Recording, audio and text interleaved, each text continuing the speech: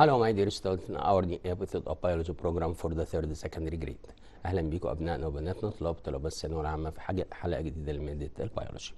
احنا الحقيقه برضو بنشرح في شابتر 3 reproduction in living organisms، لكن احنا هنبدا بمجموعه كده من الاسئله. هنعمل كويز عادي اللي احنا بنعمله كل حلقه.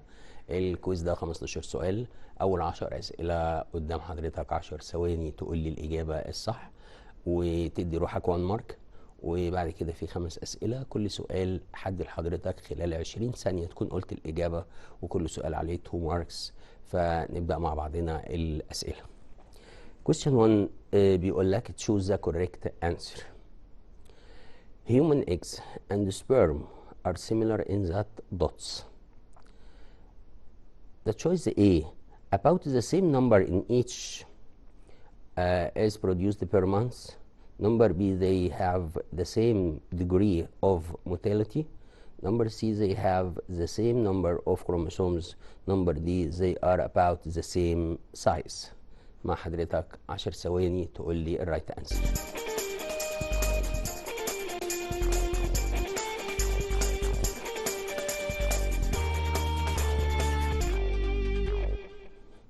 شوف الإجابة تبقى إيه؟ الإجابة قدام حضرتك they have the same number of chromosomes، لكن طبعا ما تنفعش إنهم the same number of the produced per month ولا حتى per ejaculation. في نفس الوقت برضو نمبر بي the same degree of motility، لا طبعا الأوفم موبايل. وآخر حاجة إن هم the same in size، طبعا لا، طبعا الفيميل جامت أكبر. طيب شوف السؤال اللي بعده. السؤال اللي بعده بيقول لحضرتك برضو choose the correct answer. Which of the following terms describes the body's ability to maintain its normal state? Choice اللي عندنا anabolism, catabolism, tolerance, homeostasis. مع حضرتك 10 ثواني تقول لي الرايت انسر.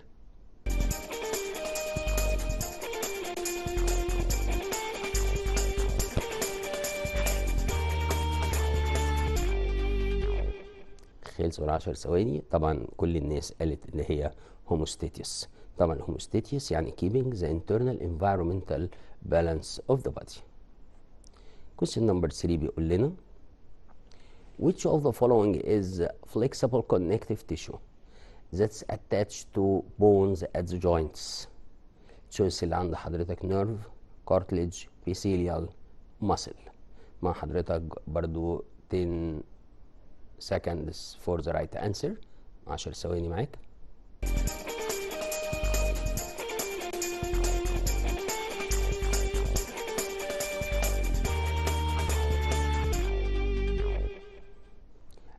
طبعا الإجابة طبعا the cartilage which is a flexible connective tissue that attached to bones at the joints. question number 4 بيقول لنا the effect of estrogen includes dots. The choice number A, increased the oiliness of the skin. Number B, deepening of the voice. Number C, growth of the breasts at the puberty. Number D, growth of the larynx. مع حضرتك 10 ثواني تقول له right answer.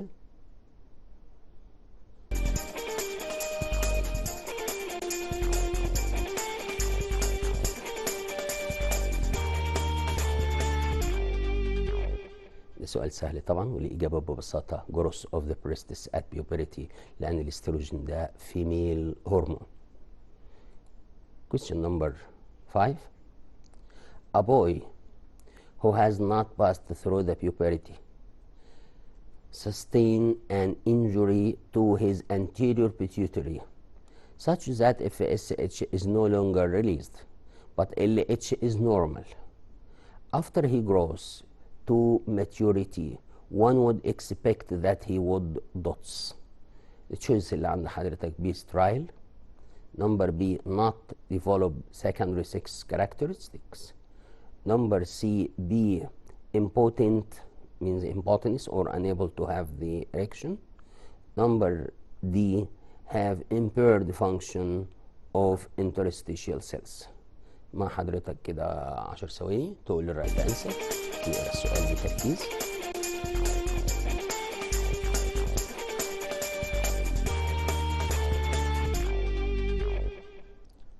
خلصت ال10 ثواني تبص كده الإجابة بيسترايل. ليه بقى بيسترايل؟ عشان الاف اس اتش هرمون ده responsible for the formation of the seminiferous tubules and the spermatozoa that formed inside the seminiferous tubules.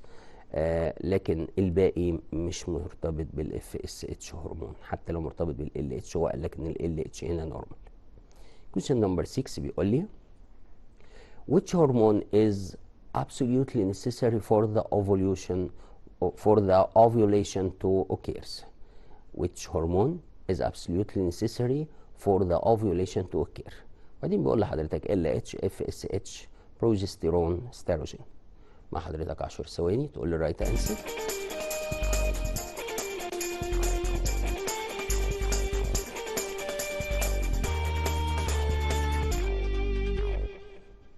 طبعا الاجابه LH هرمون طبعا، لان ال LH هرمون ده الهرمون اللي بيعمل stimulate the gravium follicle to release the mature ova and change into corpus luteum. question number 7. The basic difference between spermatogenesis and oogenesis is that dots. A بيقول لحضرتك during spermatogenesis two more polar bodies are produced. B the mature ova is N while the sperm is 2N. C in oogenesis one mature ovum is produced and in spermatogenesis four mature sperms are produced from the parent cell.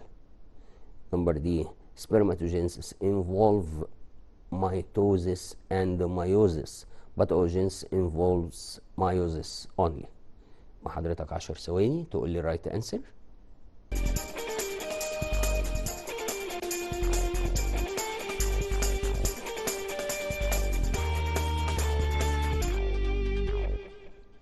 شوف الإجابة مع بعضنا. In oogenesis one mature ovum is produced and in spermatogenesis four mature sperms are produced for the parent cell. طبعا عشان عارف لما بنعمل فيميل جاميت بيبقى فيه 1 فيميل جاميت and 3 polar bodies، لكن عند الفيميل جاميتس بتبقى 4 جاميتس produced from the primary germ cell. شوف question number 8. The hypersecretion of DOTS hormone in the blood leading to the painful muscle spasm. بيسأل حضرتك على مين الهرمون اللي الهايبر سكريشن بتاعته بيعمل الهايبر سكريشن بتاعته مش الهايبو، خلي بالك. بيقول لك ادرينالين، انسولين، باراثورمون، كالسيتونين. مع حضرتك 10 ثواني تقول لي الرايت انسر.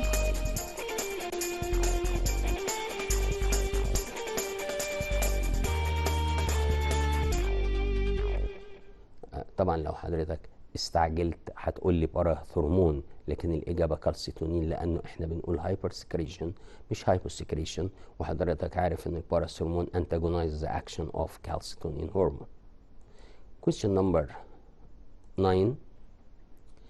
The two centrioles in the neck of the sperm play an important role in the dots. fallopian tube, ovary, uterus, vagina. مع حضرتك 10 ثواني تقول لي رايت انسر. ده سؤال سهل.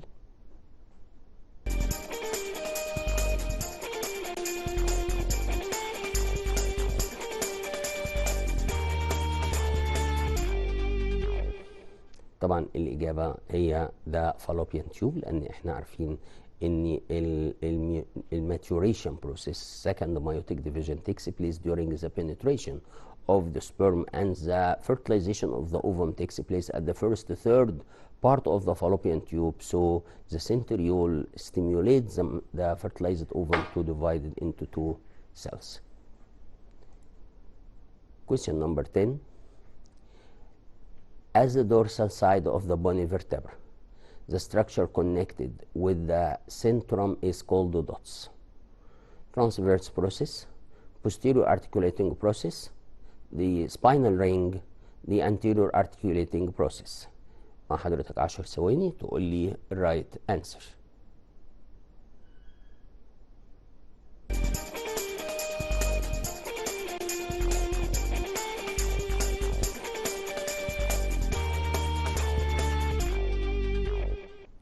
خلصوا ال 15 ثانية.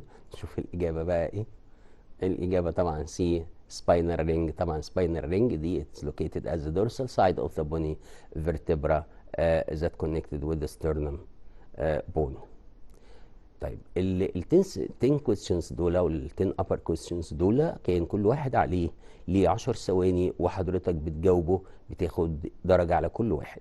الخمس أسئلة اللي باقية دي كل سؤال عليه درجتين، ومع حضرتك 20 ثانية عشان تقول الرايت انسر. السؤال اللي قدام حضرتك بيقول لك write the site and the function of the Sertoli cells. شوف حضرتك السيرتولي سيلز السايت والفانكشن، معاك 20 ثانية تقول لي الرايت انسر.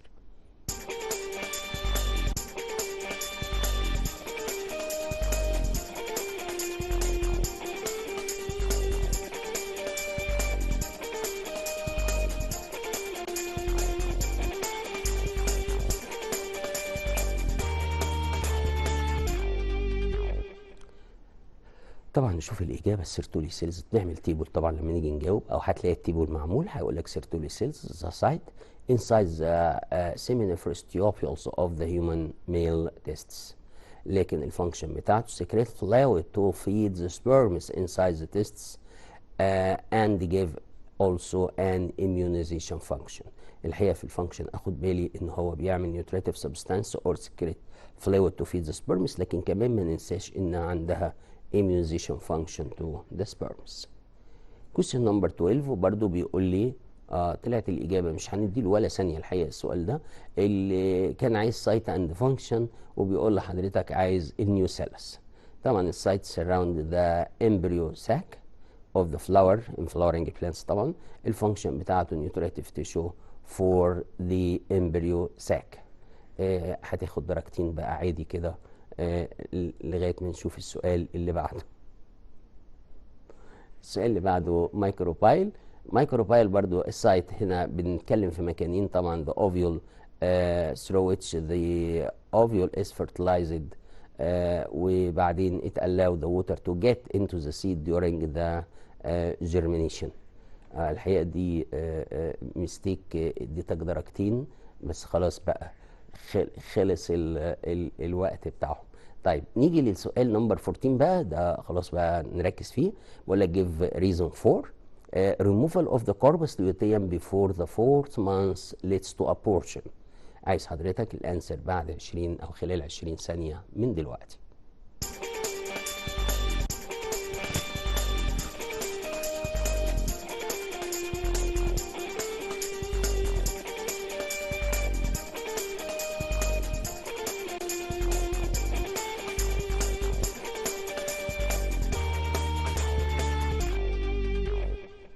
طبعا الإجابة السؤال ده سهل طبعا، معظم الناس تعرف تجاوبه. طبعا due to the stop of secretion of the progesterone hormone that necessary for keeping the thickness of the endometrium and also keeping the pregnancy or the adhering the endometrium in the uterine muscle.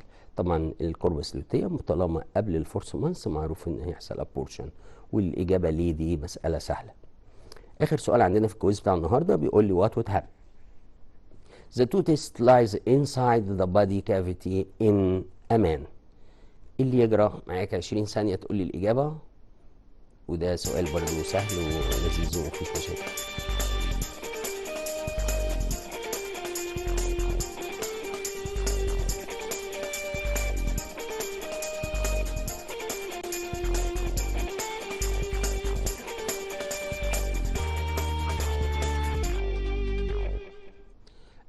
طبعا الإجابة سهلة that stop the formation of sperms and the man will be sterile. طبعا احنا لما قلنا ان السكروتم ساك allow the temperature around the testes to become lower than the body temperature, which is the temperature necessary for the formation of sperms. So if the testes are get inside the body and not descend in the scrotum sac, that leads to sterility. الحقيقه الكويز بتاع النهارده يعني برضو كان في مجموعه من الاسئله كويسه. دلوقتي هنبدا بالدرس بتاع النهارده الجديد اللي هو pregnancy and the embryonic development. هنبدا من اول ما كان عندنا اوفم، والاوفم دي كانت حصل لها ovulation from the gravium follicle and released, and the gravium follicle change into corpus luteum inside the ovary.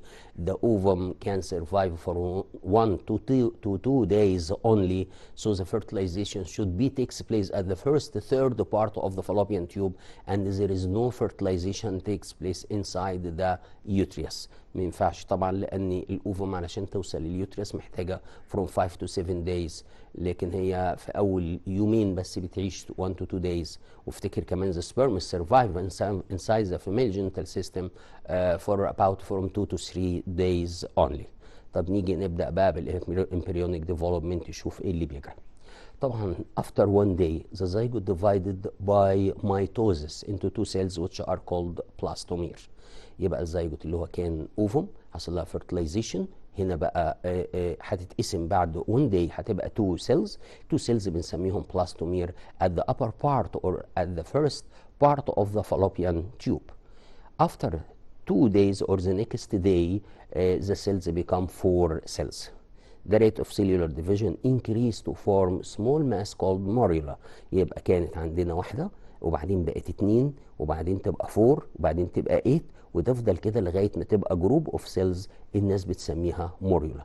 يبقى ادي فرتلايزد اوفم، وبعد كده هنا عمل لها ديفيجن بقت 2 سيلز بنسميهم بلاستومير، وبعدين بقت 4 سيلز، وبعدين ال4 سيلز ديت عملت الستيجز، ابتدى يحصل ديفلوبمنت اور ميتوسيس ديفيجن في كل اللي احنا شايفينه لغايه ما يعمل لي الموريولا دي. الموريولا دي جت انسايد ذا يوتريوس، يبقى كده خدت الوقت اللي هو من 5 ل 7 days عشان تبقى في اليوتريس. The morula is pushed by cilia and the muscle contraction along the uterine tube until it reaches the uterus. At the end of the first week, the morula implanted in between the folds of the endometrium. يبقى الموريولا دي هتتعلق او يسموها كمان علقه في الفولدز اللي موجوده في الاندومتريوم.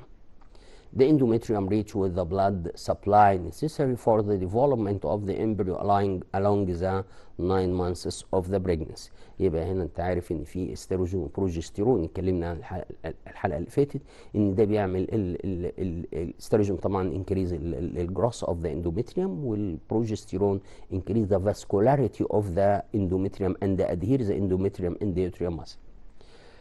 The outer embryonic membrane is called chorion, but the inner is called amnion.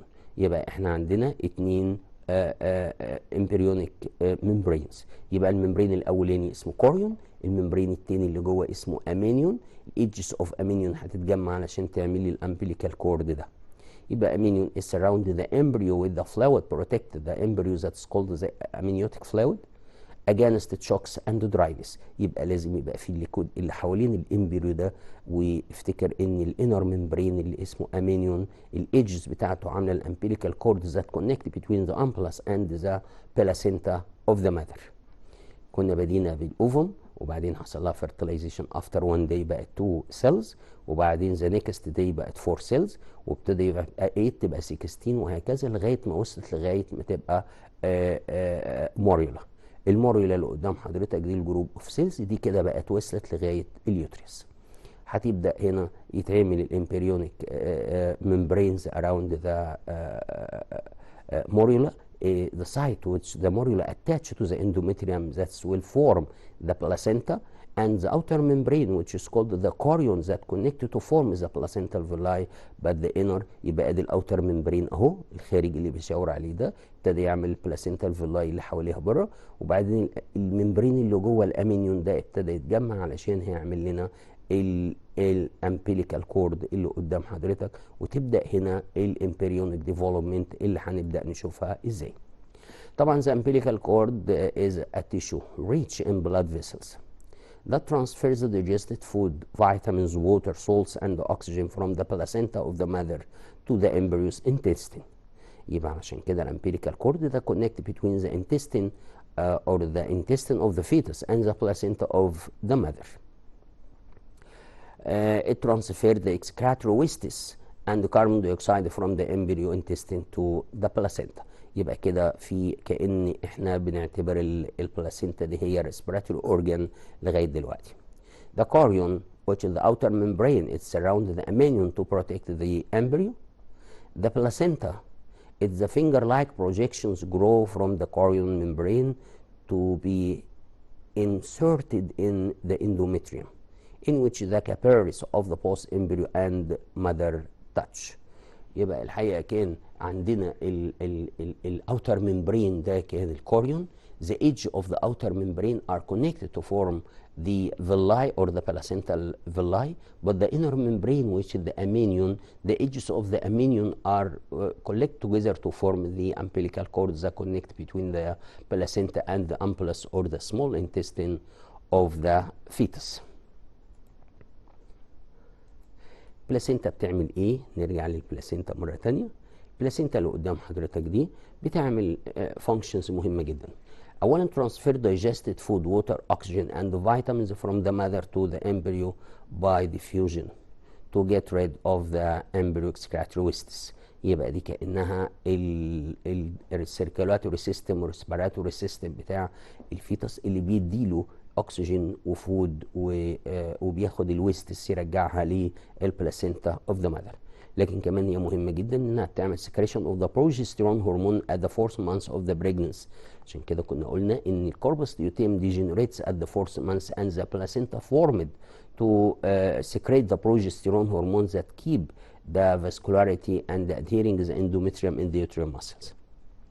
It also transfers the drugs, harmful substances such as alcohol, nicotine, viruses from the mother's blood to the embryo, which causes harms and deformation of the fetus. يبقى هي مهمة أوي، بتنقل فود وبتنقل أكسجين للفيتس وبتاخد الويستس من الفيتس وبتطلع بروجستيرون، لكن كمان ممكن خلال البلاسينتا يتنقل الدراجز والكيميكالز والفيروسز from the mother to the fetus. لكن خلينا فاكرين ان the blood of the fetus is not mixed with the mother's blood. لا يمكن البلاد بتاع الفيتس يوصل للمذرز بلاد. طبعا ده فيتس، دي البلاسينتا اللي قدامنا، ده الامبيليكال كورد اهو اللي بيوصل بين البلاسينتا وبين الامبلس اوف ذا فيتس. وافتكروا ان ده may reach about 70 cm to facilitate the freedom or the movement of the fetus. يبقى بدينا الامبريونيك ديفلوبمنت ان احنا قلنا ان after 1 day the zygote divided mitotically into 2 blastomeres and the 4 cells at the 6th day. The morula after 1 week reach the endometrium inside the uterus and the 3 stages of the embryonic development start. يبقى هو في 9 months هنقسمهم ل 3 stages، يبقى كل stage هتبقى 3 months. قدامنا الفيرست ستيج دي of the embryonic development. The nervous system and the heart start their development. The hands and the eyes become differentiated. Also, the two sexes become differentiated and response to stimuli becomes established. يبقى خلي بال حضرتك from 1 to 3 months اللي بيجرى ان nervous system هنا start to establish and also the development of the heart start. The fetus form hands, eyes and legs. Also the two sexes at the end of the first stage can differentiate it because the tests are developed at the 6th month or at the 6th weeks of the pregnancy, but the 12th week or at the 12th week the ovaries are developed. خلي بال حضرتك احنا الامبريو او الزيجيت ده ممكن يبقى 44XY او يبقى 44XX. والله لو هو 44XX يبقى هنا دي هتبقى فيميل. طب لو 44XY يبقى هيبقى ميل. يبقى الواي كروموسوم هنا بيشتغل اسرع من الاكس اكس، وبالتالي هنا الفورميشن اوف تيستس ذات ويل تيكس بليس ات ذا 6th ويكس، لكن الاوفريز ات ذا 12th ويك. second stage طبعا اللي هم from the 3 to 6 months. The development of the heart is completed. Its beats can be heard. يبقى في الشهر من 3 ل 6 هنبدأ نسمع الهارت هنا حصل له completed، وهيحصل ان احنا نقدر نعمل hear to the heart beats. Ossification and support of the skeletal system takes place. يبقى هيتعمل bone formation ويتعمل skeleton أو skeletal system to the fetus. The sense organs are completed and growth increase، يبقى بيفضل زايد كمان الجروث في السكند ستيج، وبقى في هارت وفي هارت بيتنج وفي بونز، وبالتالي ابتدى هنا السكند ستيج كده طلعت لي لغايه ما عملت لي هارت وبلاد سيركوليشن وسنس اورجنز حصل لها فورميشن. لاست ستيج دي هتبقى من 6 ل 9 months. The development of the brain is completed. The growth slow down. The development of the other internal system is completed. In the 9th month the placenta dissociates gradually. يبقى اللي بيجرى هنا ان كانت الفكره ان الاندومتريوم هنا عامل عامل ادهير الاندومتريوم ان ذا يوتريان ماسل، لكن لما يبدا يجي الفورث مانث هنا او يجي الناينث مانث، يبقى انا هنا محتاج ان انا ابعد الاندومتريوم عن اليوتريان ماسل. طب ابعدها مين اللي عامل ادهير ذا اندومتريوم ان ذا يوتريان ماسل؟ ذا بروجستيرون. خليك كده متابع ان من 1 لغايه الفورث مانث كان البروجستيرون formed by the corpus luteum. At the fourth month the placenta is formed and the degeneration takes place of the corpus luteum. يبقى هنا البلاسينتا بقت هي السورس of the secretion of the progesterone hormone that increase the vascularity of the endometrium and adhere the endometrium in the uterine muscle. So the degeneration that takes place of the placenta, that means decrease the progesterone level in blood.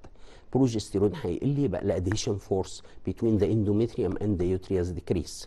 طب ولما تقل يبقى معنى كده ان انا مش عايز الاندومتريوم تبقى لازقه قوي في اليوتريان ماسل، لا ده كمان احنا عايزين في الليبر بقى هنبقى نبعدها. يبقى هنا هتبدا البيتيوتري جلاند، وخليك فاكر في اوكسيتوسين هرمون that secreted from the hypothalamus that stimulate the rapid contraction of the uterine muscle that to push the fetus outside the body during the delivery. هنا طبعا الفيتس هيبقى connected with the placenta, the fetus with the umbilical cord with the placenta get out from the mother's body. So the umbilical cord is cut at the side of the fetus after a certain process that acts as the tide of the umbilical cord near the ampullus of the fetus, and the fetus start to breathe the atmospheric air. طيب خلينا نيجي نشوف البريس اوف فيتس. هنا طبعا the 9th month of the placenta dissociate gradually. So the progesterone decrease and the attachment between the fetus and the uterus become loosened, preparing of the birth or the delivery. Labor begin with a series of contraction in the uterine wall until the fetus expelled outside the body. That due to the contraction of the uterine wall. طبعا that act as the action of the oxytocin hormone. طيب لما يجي هنا نبص على الفيتس ده اللي موجود هنا في اليوتريس، طبعا هيحصل له طبعا افتكر الريلاكسين هيشتغل هنا عند البيوبيك ساوند فيزيس، ويبدا الفيتس جيت انسايد ذا كافيتي طبعا من ات ذا اند اوف ذا بريجننس، وبعد كده هنبدا ده الكونتراكشن الرابيد كونتراكشن اوف ذا يوتريان ماسل تو بوش ذا فيتس، ودي السيرفكس اللي بتقول ان هنا خلاص هيبدا الدليفري او البيرث، وبعد كده هيبدا الامبريو اور ذا فيتس جيت اوت فروم ذا بادي during labor or during the delivery. يبقى هنا ده البيرث of the fetus. طبعا الفيتس هنا get out from the body with the umbilical cord and also the placenta due to the absence or due to the shortage of the progesterone hormone which adhere the endometrium in the uterine muscles. طبعا هيجي هنا الامبليكال كورد ده اللي attached to the ampullus that tied at near the ampullus of the fetus and the delivery takes place. عندنا حاجة كده اسمها means of contraception. يعني ايه means of contraceptions؟ that means of prevent the pregnancy. طب احنا عايزين في حالات كتيرة ممكن الناس تحتاج انها تعمل prevent the pregnancy. فعندنا مجموعة كده من الحاجات اللي هندرسها ايه اللي بنقول عليها means of contraception. The first is the pills or tablets. They contain synthetic estrogen and progesterone hormone. طب احنا بنعمل استروجين وبروجستيرون هرمون ليه؟ ده علشان to keep the hormonal conditions of the pregnancy that prevent the secretion of FSH hormone from the pituitary gland, so that stop the formation of another gravian follicle. طب يبقى عندنا هنا انا بشتغل as hormonal conditions of the pregnancy، فعلشان كده بندي tablets containing artificial or synthetic estrogen and progesterone hormone. طب الحاجة التانية intrauterine device، ده اللي بنقول عليه coil او الانتريوتريان device ده inserted into the uterus cavity to prevent the fertilized ovum to be implanted in the uterus. Number 3 عندنا condom. The condom it prevents the sperms from entering the vagina. يبقى خلي بالك من اللي قلناهم دول ما كانش عندي حاجه بتعمل fertilization بيحصل فيها fertilization غير الانتريوتريان ديفايس، لان هنا الفيرتلايزد اوفم هي اللي ايه مش هيحصل لها implanted inside the uterus. دي بعض الكونتراسبشن ميثودز. طبعا الكاندم والتابلتس هنعمل حاجه اسمها سيرجيكال ستيرلايزيشن اللي هنقول عليها دلوقتي. دي سيرجيكال ستيرلايزيشن ان انا ممكن اعمل ده للميلز او للفيميلز in women by cut or tied the two fallopian tubes or in male by cut or tied the vein difference in male. يبقى انا عندي two fallopian tubes دول هنا لو عملت cut او tied للفالوبيان tubes so the sperms can't reach the ovum that released from the ovary and picking up by the finger-like projection of the fallopian tubes. برضو هنا السبرمز ده المفروض ان هو هيعدي من الفاز ديفرنس. لو عملنا cut للفاز ديفرنس هنا the sperms can't get out from the body، وده بنقول عليه surgical sterilization. عندي حاجة كمان اسمها multiple birth. multiple birth اللي بيحصل فيها ان هنا عندي international percentage of the twins is once in about 86 birth. يعني كل 86 normal او single birth هيبقى عندنا واحد twins او حالة twins. بس التوينز عندنا two main types of the twins. واحد بنقول عليه identical or monozygotic twins. It results from the fertilization of one ovum by single sperm. The developing cells separated into two masses of cells, each can form an embryo. The two embryos are identical surgically. They have one embryonic sac and mostly one placenta. They have the same genetic characteristics as the eye color, the blood group, the sex. The twins may be born partially attached to each other. That's called the Siamese twins, which can be surgically separated in most of cases. يبقى أول نوع من التوينز بيبقى أول نوع اللي بنقول عليه identical، وساعات نقول عليه monozygotic twins. ده لازم تبقى one ovum with one sperm. يبقى دول genetically similar to each other because the embryonic mass is divided into two pieces or two masses. Each of them can act as a embryo or develop to form an embryo with the same placenta, but may containing the same embryo sac or each has its own embryo sac. لكن في الحالة المونوزيجوتيك لازم تبقى بلاسينتا واحدة، لأن الموريولا بدأت في مكان واحد وبعد كده هنا هيحصل separation بين الماسس ديت علشان كل واحدة تبدأ تعمل embryo. التو فيتس هنا during the identical twins or the monozygotic they genetically similar to each other. They identical to each other. So the skin color, the hair, the eye color, the sex, the blood group, all of these genetic characteristics are similar in both of them. But in the case of the fraternal twins or dizygotic twins هيبقى two ovum with two sperms. اللوحة اللي قدام حضراتكم دي بتوريني ان دي وحدة اوفم وده واحد سبرم، وبعدين دي هي اللي عملت الديفلوبمنت علشان تعمل لي التو امبريوز دول، فدول نقول عليهم ايدنتيكال واقول عليهم مونوزايجوتيك. دول الاثنين عندهم ذا سيم بلاسينتا، بس في الحاله اللي قدامنا دلوقتي تو امبريو ساك. كل واحد طبعا ليه الامبليكال كورد وليه الامبريو ساك بتاعه، لكن ذا سيم بلاسينتا. تو فيتس هنا سيميلار جينيتيكلي تو ايتش اذر. طبعا اكسبت طبعا بعض الحاجات زي الفينجر برينت وشويه حاجات كده. لكن مالتيبل بيرث هنا الفراترنال توينز في الحاله دي بنقول عليهم زي result from the fertilization of two ova with two sperms. Each zygote develop into an embryo. The two embryos differ genetically from each other. Each has its own embryonic sac and separated placenta. They never exceed brothers of the same age. no Siamese twins takes place in the case of the fraternal twins. يبقى الحالة التانية بتاعت الفراترنال دي أنا عندي 2 ova fertilized by 2 sperms each develop to form 2 fetus or 2 embryos, so each has its own placenta, its own embryo sac. They genetically are not similar to each other, so they are may be different in skin color, in eye color, in the sex, in the blood groups. They may be different, but may be similar. But in the case of the monozygotic or the identical twins, it should be similar in the skin color, the eye color, the blood groups, the sex. يبقى المونوزيجوتيك مختلف كتير إلى حد ما على الفراترنال توينز. لما يبقى هم identical to each other يبقى هنا أنا بتكلم في مونوزيجوتيك أو identical. identical يعني الاتنين شبه بعض بالظبط، ما تعرفش تفرقهم لأن هم genetically similar to each other. هما الاثنين جينيتيكلي زي بعض، عندهم السيم سكس، ذا سيم سكين كولر، ذا سيم اي كولر، ذا سيم اكسترنال فيتشرز، يبقى دول كلهم زي بعضهم، الاثنين زي بعضهم، عشان كده بقول على دول ايدنتيكال يعني تيبيكال تو ايتش اذر.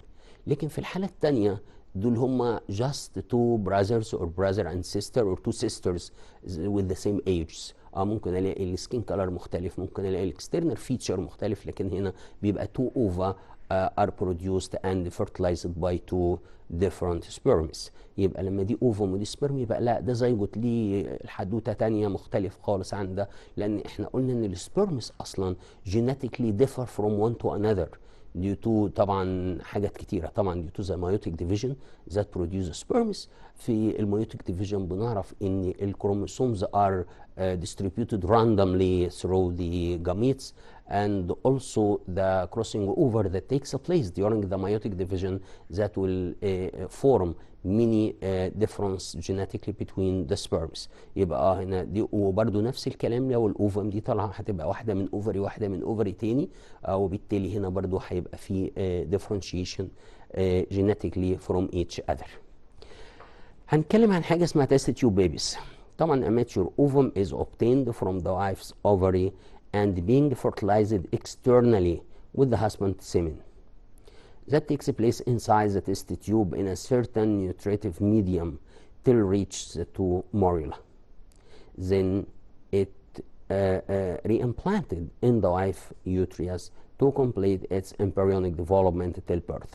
يبقى الفكرة هنا ان احنا مضطرين ساعات نعمل تيست تيوب بيبي امتى؟ لو هنا حصل blocking of the two fallopian tubes. طب لو في two fallopian tubes هنا حصل لهم blocked يبقى the sperms can't reach the ovum for the fertilization. برضو لو في حد عمل removing ل اي جزء من الفالوبيان تيوبس او الاوفيدكت او حصل لها كات او حصل لها بلوكينج، يبقى انا في الحاله دي بستنى الاوفر ما يحصل لها لما يحصل لها اوفيوليشن، وبعدين ناخد السكندري اوسايت دي نحطها في النيوتريتيف تيشو ونحط عليها السيمنز اوف ذا هاسبند. هو التيست تيوب بيبي في فرق واحد بس بينه وبين اي بيبي، ان هنا fertilization takes place inside the test tube instead of the fallopian tube. يبقى هو ده كان بيحصل عادي في الفالوبيان تيوب، لكن هنا في مشكله حصلت في الفالوبيان تيوب، حصل لها بلوكينج او ما حصلش النمبر اوف سبيرمز قليل قوي او حاجات كتيره، ففي الحالات دي ممكن نعمل تيست تيوب بيبي. فالتيست تيوب بيبي is fertilization of the ovum or the secondary oocyte in a test tube instead of the fallopian tube.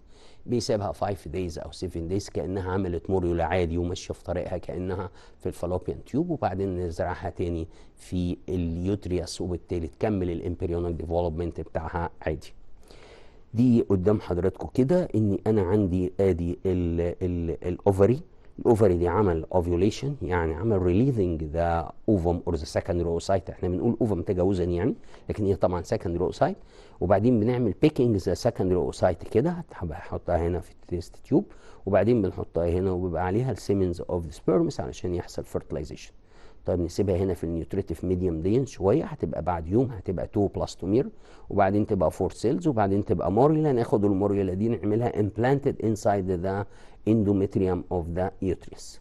لما تتزرع هنا هتبدا خلاص يبقى حصل ان الامبريونيك ديفلوبمنت تبدا، ويبقى في هنا بريجننسي ديو تو ذا ميكانيزم اوف ذا تيست تيوب بيبي. عندنا حاجه كمان اسمها رينيوكليشن. ايه حكايه الرينيوكليشن دي؟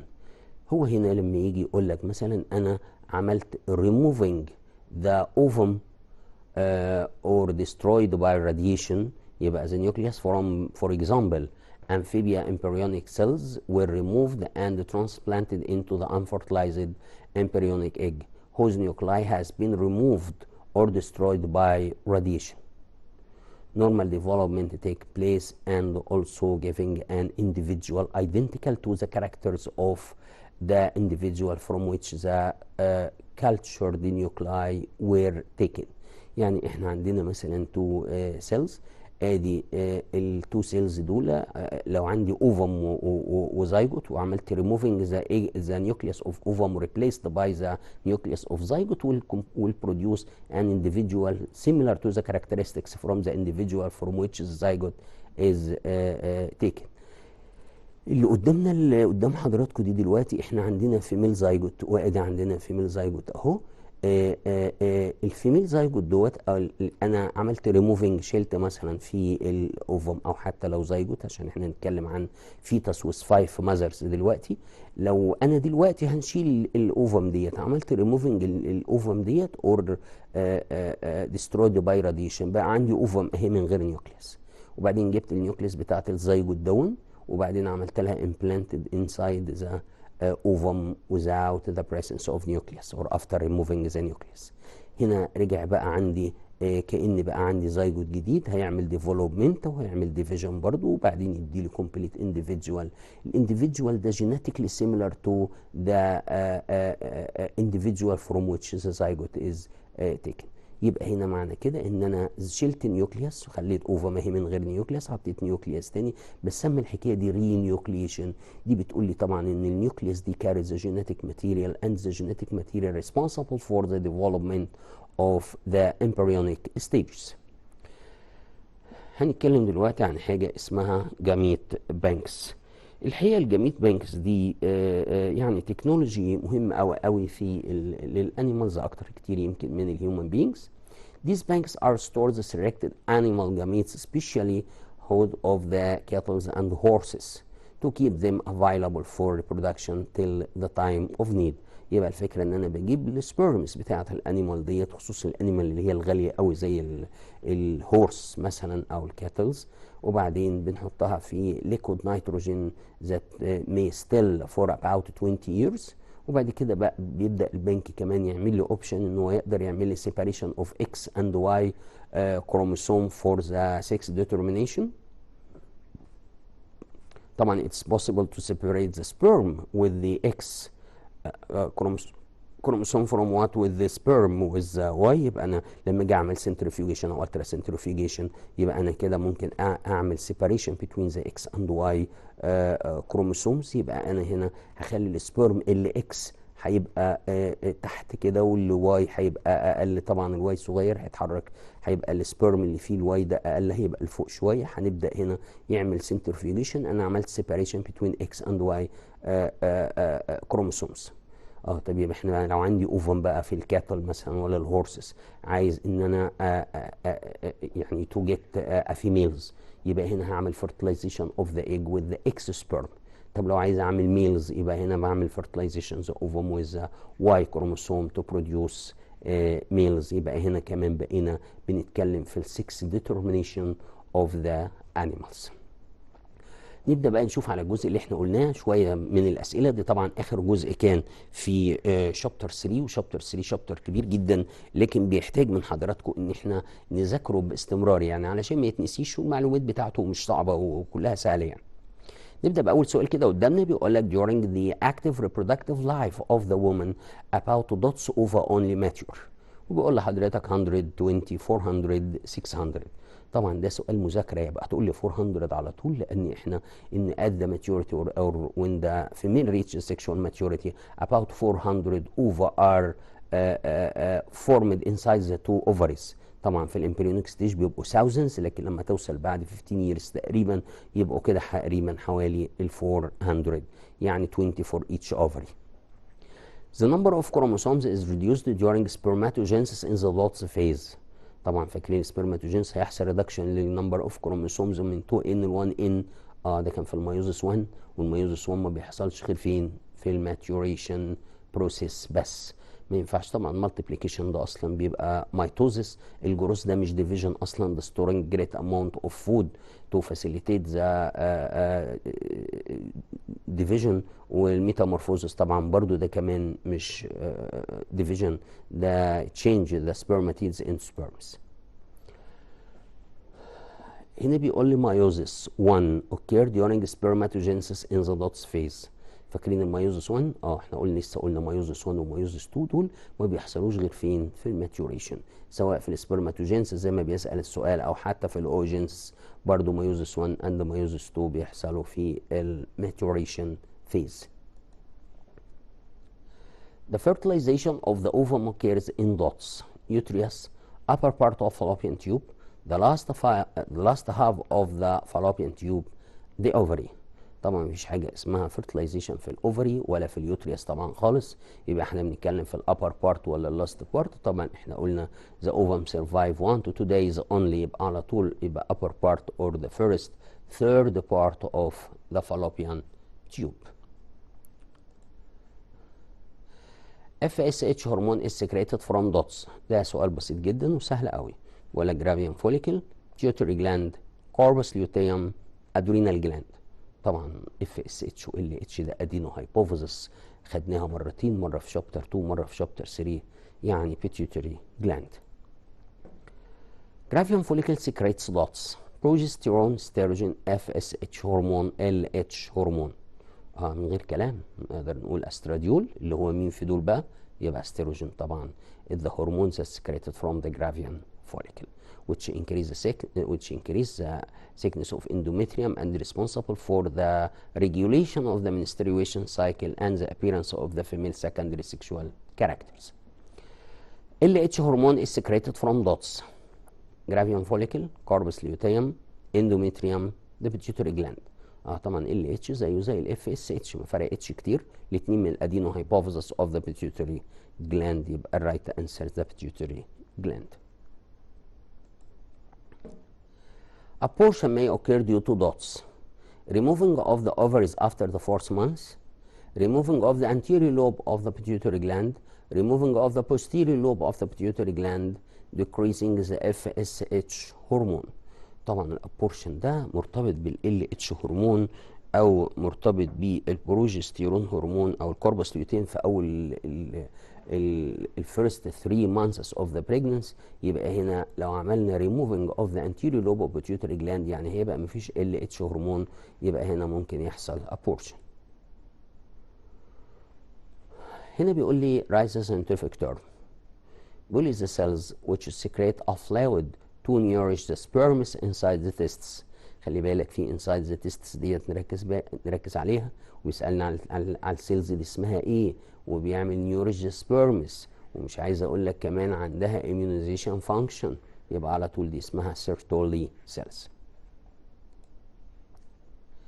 A group of cells inside the testes secretes the testosterone hormone. مين الجروب اوف سيلز اللي بيعمل تستوستيرون هرمون او الميل هرمونز او الاندروجينز؟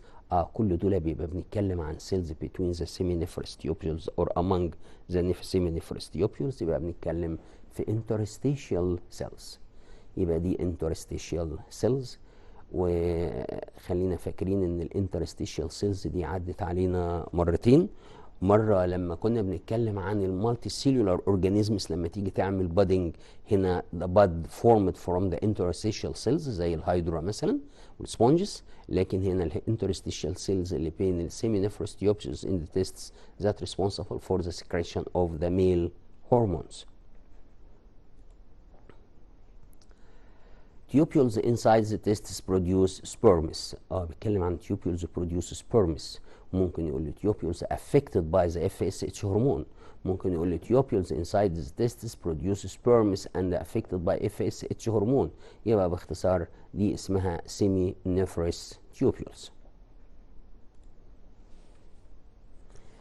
The cells formed from the mitosis of testes primary germ cells several times. بيتكلم عن حضرتك عن السيلز اللي جت من التستس من البرايمري جيرم سيلز لما عملت several times division by mitosis. خلي بالك الستيج دي كان اسمها multiplication. وخلي بالك السيلز اللي هو بيسأل عليها اسمها سبرماتوجونيا. ولو بيتكلم عن in the ovaries يبقى هنسميها oogonia. وديت السيلز اللي released as a result of the multiplication stage. A stage formed when the spermatogonia cells store an amount of food. مين الستيج بقى اللي بتطلع لما نعمل ستورنج؟ يعني السبرماتوجونيا لما تعمل ستورنج جريت اماونت اوف فود بيبقى اسمها ايه؟ بيبقى اسمها برايمري سبرماتوسايت. يبقى البرايمري سبرماتوسايت وساعات نقول عليها فيرست سبرماتوسايتس ديت السيلز that formed as a storing great amount of food and cytoplasm inside the spermatogonia. It change into stage which is called the primary spermatocyte. Haploid cells change directly to sperms without division. دي في سيلز مش بتعمل ديفيجن لكن بتتشكل او تتغير شكلها علشان تبقى سبيرمز. وحكايه تتغير شكلها الناس بتسميها ميتامورفوزس. يبقى على طول هنا السيلز ديت اللي بتحصل من الميتامورفوزس يبقى اسمها سبرماتيدز. An organelle inside the sperm secretes the hyaluronase enzyme. طبعا الانزيم ده اللي بيعمل dissolve the hyaluronic acid during the penetration of the sperm to the ovum. الناس بتقول عليها acrosome that located in the head of the sperms. والاكروسومز طبعا مهمة علشان الهيالورونيك انزيم. The cells formed from the mitosis of the ovary primary germ cells several times. السيلز اللي بتتعمل من الميتوزس of the ovary primary germ cells several times. فاكرين المالتيبليكيشن اللي بيحصل لي في الاوجينسيس بيطلع لي ايه؟ للسائلين في السبرمز كان اسمها سبرماتوجونيا، لكن في الفورميشن اوف ذا اوفم بنقول عليها oogonia. The period of placental mammals where the ovary become regularly active in the adult female. دي الاوفري بقى كل قد ايه يبقى ريجولاري او يبقى اكتف علشان يطلع لي اوفم في البلاسنتال ماملز. يعني الماملز اللي بتبقى عندها بلاسنتا افتكر الناس بتسميها بريدنج سايكل. بريدنج سايكل دي كنا قلنا ان هي annular in the tiger and lion يعني each year، وكانت twice a year or each 6 months in dogs and cats، وكانت monthly in rats and rabbits، و each 28 days in the female human beings. The cells formed from the mitosis of ovary primary germ cells several times. برضو خلي بالك السؤال ده كل شوية يجي لي يقول لك ان هو ده by mitosis several times. افتكر حضرتك ان الستيجز ديت اللي بتبقى في عند الميل بنقول عليها multiplication، وكمان عند الفيميل برضو الستيج اسمها multiplication والسيلز اسمها oogonia. The phase when the ovary stimulated the to produce a gravium follicle. من الفيز بقى للاوفري يحصل له stimulation علشان يعمل لي gravium follicle. خلي بالك الناس بتسميها proliferation. يبقى البروليفريشن دي الستيج اللي بتتكون لما البيتيوتري جلاند تعمل secretion of FSH هرمون that stimulate the ovary to form gravium follicle and the gravium follicle secretes estrogen hormones. The phase when the gravium follicle release the mature ovum ده هنسميها ovulation. وطبعا دي اللي قلنا انها due to the action of LH hormones that secreted from the pituitary gland that stimulate the gravium follicle to release the mature ova or to release the secondary oocyte and change into corpus luteum which is responsible for the secretion of the progesterone hormone. هنا عامل كومباريزون بين الناتشورال اند ارتفيشال بارسينوكاربي. طبعا ناتشورال بارسينوكاربي it is the formation of the fruit from the flower without fertilization and without using any stimulants. ليه؟ عشان ده بيحصل ناتشورال without the interference of the human beings. لكن الارتفيشال ده بيحصل by spraying and stimuli the ovary to develop to form the seedless fruit by the action of indole acetic acid or naphthol acetic acid or the extraction of the pollen grain that spread over the stigma. لكن لما اجي للناتشورال بارثينوكاربي هنا دي as that of the banana, pineapple, seedless orange, seedless grapes. يبقى السيدلess fruits كلها بتبقى formed as a result of the بارثينوكاربي. لكن ممكن البارثينوكاربي ده يبقى ناتشورال وممكن يبقى artificial as that of the cucumber and tomato. يبقى الكيوكمبر اصلا كان بيبقى ليه سيدز كتيره والتوميتو نفس الكلام، لكن لما بدينا بنعملها بالارتفيشال بارثينوكاربي يعني by spraying the auxins as andol or naphthol acetic acid or extraction of the pollen grain to the stigma that will stimulate the ovary of the flower to develop to form seedless fruit. السؤال اللي قدامنا بيقول لي write the scientific term the cells which secrete a fluid to nourish the sperms inside the testes. طبعا السؤال ده لسه قايلينه وكنا قلنا ان اسمها سيرتولي سيلز. في نهاية الوقت بتاعنا أصدقائي وأعزائي طلبة الثانوية العامة، الحقيقة إحنا شابتر 3 كده يعني نقدر نلمه في وقت قليل، نقدر نجمع كل الأسئلة. أي سؤال يقف معاك ابعتهولي وأنا أكيد هجاوب لكم إن شاء الله عليه. أي مشكلة في أي حاجة إحنا موجود مع حضراتكم دايما باستمرار. شكرا لحضراتكم وإلى اللقاء الأسبوع الجاي إن شاء الله. شكرا وإلى اللقاء. النقل والمواصلات تخدم هذا الإنتاج، إنتاج كبير من الشمال للجنوب والعكس.